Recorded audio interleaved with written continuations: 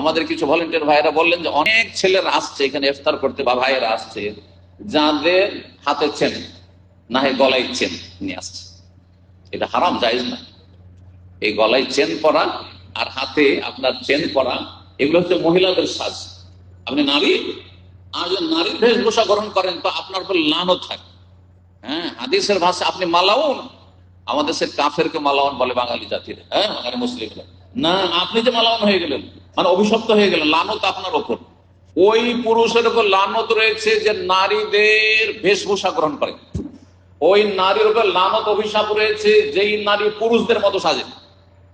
জি, সুতরাং এই কাবিরা গুনাহ লানত থেকে যদি আল্লাহর অভিশাপ থেকে বাঁচতে হয় আর মালাউন না হতে হয় তাহলে তওবা করে ফিরে আসেন। হাতে চেন রাখবেন না, গলায় চেনমেন রাখবেন না, এগুলো মহিলাদের কাজ। মহিলাদেরকে সাজার জন্য আল্লাহ ওগুলো দিয়েছেন, আপনার জন্য জায়েজ নাই। স্বর্ণ যদি নাও হয়, চাঁদি না হয় তবু হারাম। লোহার পিতলের তামার হইলেও হারাম, জায়েজ নাই পুরুষের জন্য। আর মহিলাদের জন্য জায়েজ রয়েছে।